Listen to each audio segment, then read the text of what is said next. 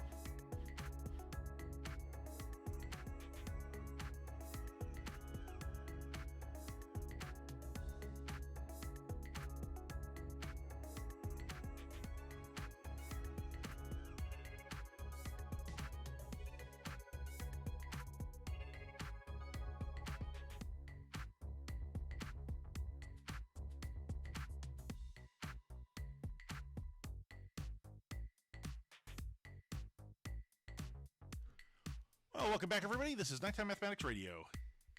Now, this first integral is one I can only describe as one that's designed to scare the heck out of anybody who tries to read it.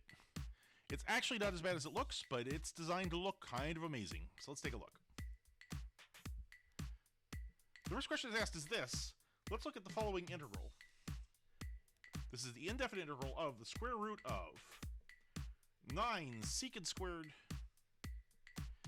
x minus 5 cosecant squared x minus 9 tangent squared x plus 5 cotangent squared x. So we've got tangents, we got cotangents, we got secants, we got cosecants. This is obviously designed to scare the hell out of you before you even try to do the problem. All over sine x minus 1 times sine x plus 1 dx. So what do we see here? We see a mountain of trig functions in both numerator and denominator, some of them under a square root. What I see when I look at this problem is a con. This is a problem trying to scare you out of doing it, thinking, you know, I'll bet you don't remember your trig entities. And even if you do, I bet you don't remember them that well.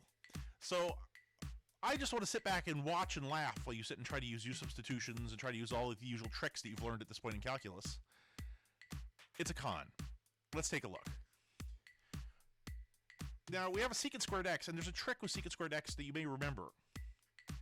And the idea is, remember, tangent squared x is sine squared x over cosine squared x. Remember, that's just a definition of a tangent. If you still think it's opposite over adjacent, remember the trick that happened in the middle of trigonometry where you started drawing unit circles and defining sine to be the y position on the unit circle and cosine to be the x position on the unit circle. That's the trick here. But from that point on, tangent stopped being opposite over adjacent. It just became sine over cosine. And now there's a trick to this, which is that if you remember correctly, you can add 1 to this. Let's add 1 to both sides of this. Now, we can have a common denominator. It should be cosine squared x.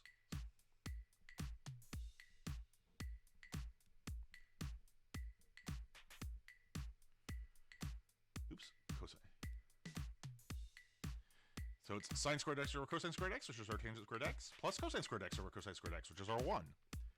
Add those together. In the numerator, you have sine squared x plus cosine squared x.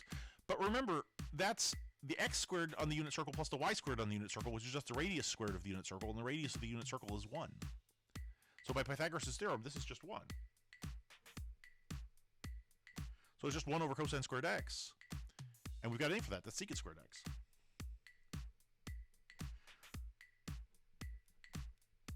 So 1 plus tangent squared x is equal to secant squared x. And by exactly the same logic, and I'm not going to reproduce it here because it's exactly the same thing and my fingers will get bored, but 1 plus cotangent squared x is equal to cosecant squared x. It's exactly the same logic, just cotangent is cosine squared over sine squared. 1 plus cosine squared over sine squared is, you just saw it, I just did it. So let's plug these things into the numerator of that horrific looking integral. So we have secant squared, that's 9 secant squared is 9 times 1 plus tangent squared x minus 5 1 plus cotangent squared x minus 9 tangent squared x plus 5 cotangent squared x dx over, and to start working on the numerator, let's multiply that out. We have sine x minus 1 times sine x plus 1. That's just that special form that you learned ages and ages and ages ago in Algebra 1. That's something plus 1 times something minus 1. That's something squared minus 1.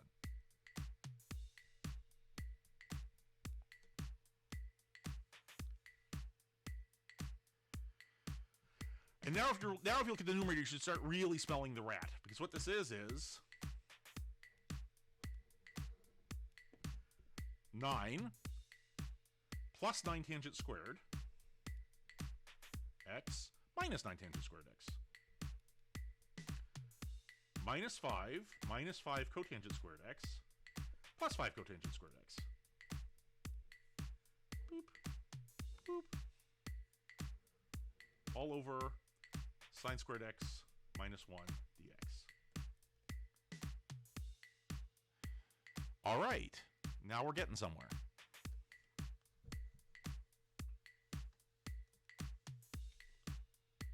So that numerator is, in fact, the integral of the square root of 4 over sine squared x minus 1 dx.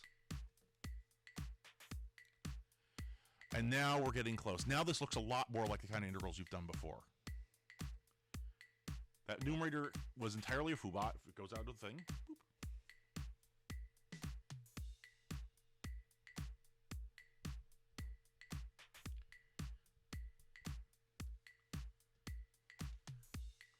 And in fact, if we want to, we can even make the denominator something very simple. Because remember, 1 is just sine squared x plus cosine squared x. So this is minus 2 integral of dx over cosine squared x. Or in other words, minus 2, the integral of secant squared x dx. And I'll bet you know how to do that one. So you can see this entire thing was a foobar. It was nonsense. All this was to hide a nice little integral of secant squared x, which is one that you learned ages and ages ago. That's one of the first things you learned. So this is Nighttime Mathematics Radio. Let's take a short break here, and we'll come back with a second problem that's a little more interesting. Although this one was pretty cute. This one was really designed to say, so do you remember your trig function, your trig identities? Oh, no? Well, then let me make your life pain. So we'll take about a minute or two break, and we'll come back and look at the next one of these. This is Nighttime Mathematics Radio.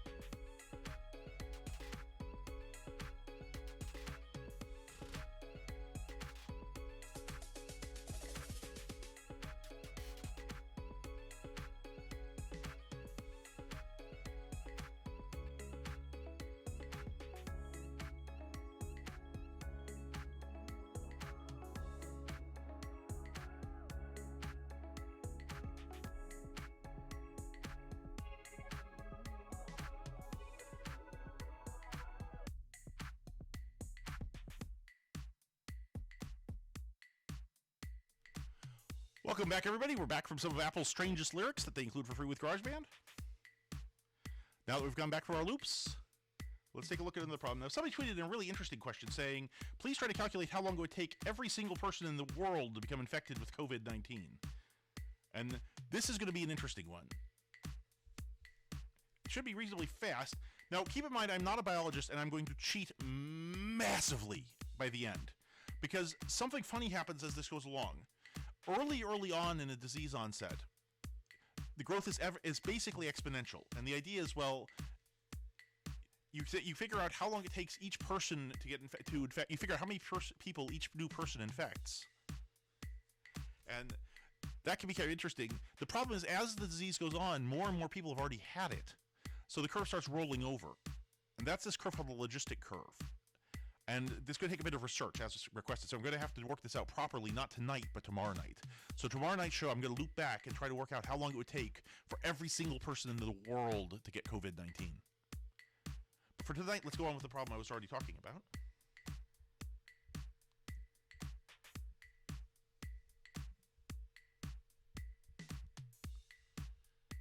1 second, please. The second question, somebody asked looks at the following function. They take a very strangely defined function, g of x. It's defined like this. You say g of x is the integral from 3 to x of 40 over t to the 6 plus 1 dt plus the integral x squared to 5 over t cubed plus 1 dt. This is a very strange function. It's a function that's a sum of a couple of integrals, one from 3 to x and one from x squared to 9. It says find the absolute maximum of this function. Find at what x value is this thing maximal. Well, if this thing's maximal, then g prime should be equal to 0. That bit never really changes. So the question is, where does g prime of x become 0? What is g prime of x? Well, it's the first derivative of the integral from 3 to x of 40 over t to the 6 plus 1 dt, plus the first derivative of the integral from x squared to 9, 5 over t cubed plus 1 dt. Oops, dt should be in here, prime. So how do you take a derivative of something funny that looks like this? The first one's easy, right? This is just the fundamental theorem of calculus. You've got an integral from a constant to your variable of some expression, and you take a derivative of it with respect to this. And the answer is, well, it's the function value at that point, 40 over x to the 6 plus 1. For the second one, well, we've got two problems. First of all, it's upside down, but we can fix that by just pulling out a minus sign to flip this over.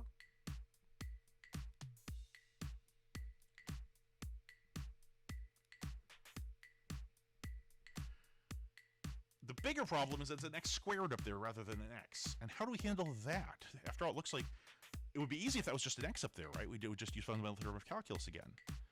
But it's not. It's something else. This is like if f of x were the integral from 9 to x of 5 over t cubed plus 1 dt, then f prime would be easy. But that's not, because f prime would just be this.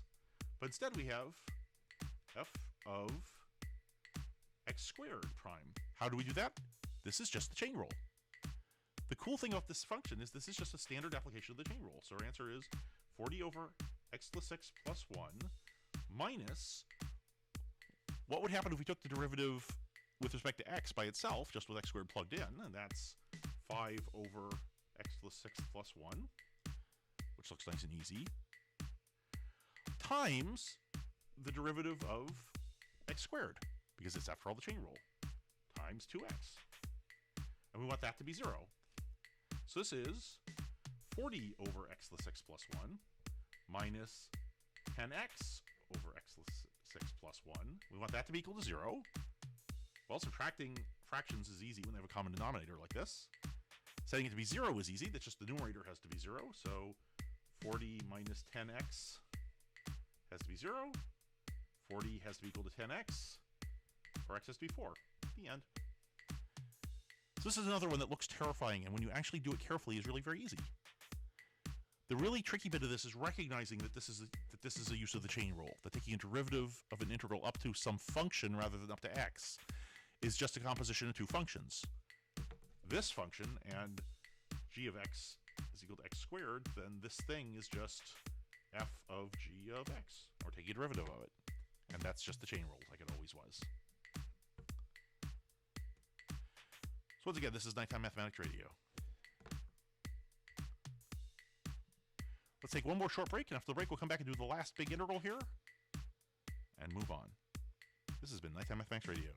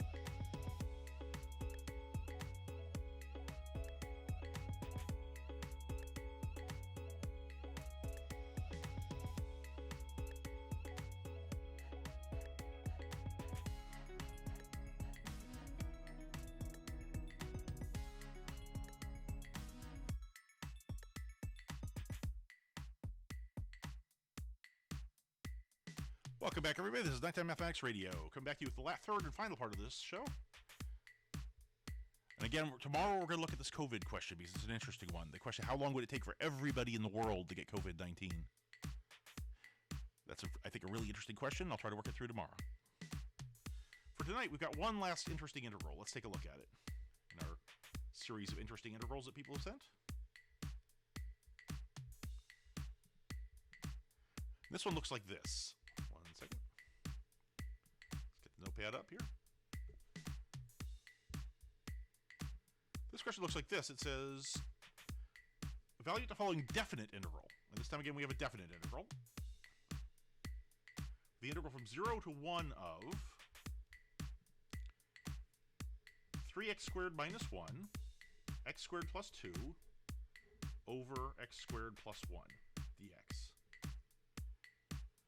And the question is, how can we do this? Well, let's multiply out the numerator, because I don't think the factoring is going to help us here. We have 3x to the fourth, plus 6x squared minus x squared, so plus 5x squared, minus 2 over x squared plus 1 dx.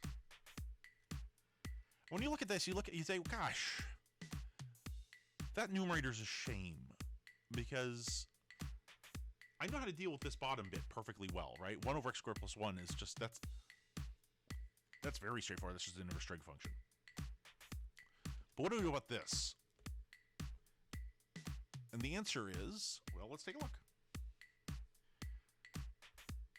Basically, we say, well, gosh, can I just write this as a...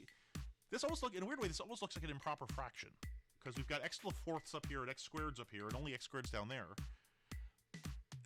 I'd be really tempted to divide this out. The answer is, yeah, we can do exactly that. We can say, let's divide. What does it look like if you divide 3x to the fourth plus 5x squared minus 2 by x squared plus 1? And this works exactly the way it did when you were in elementary school and learning how to do long division. Say, how many x squareds how many 3x squareds go into 3x to the fourth? Well, 3x squared. Multiply that out, we get 3x to the fourth plus 3x squared. We subtract it off. We get the x to the fourths go away, which is why we chose that. We get 2x squared minus 2.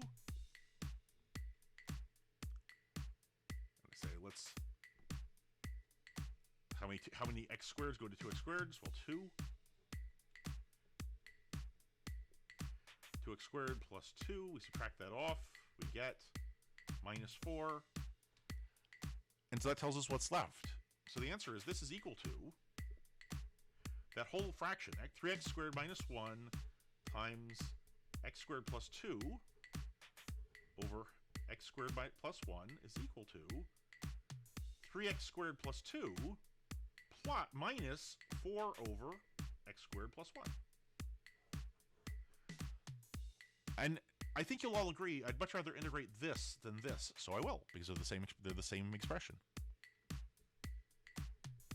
The integral from 0 to 1 of 3x squared plus 2 minus 4 over x squared plus 1 dx is just equal to x cubed plus 2x minus 4 times the integral of x squared plus 1. Well, what's the integral of 1 over x squared plus 1? Well, if my memory doesn't deceive me, that's arctan. That's inverse tangent.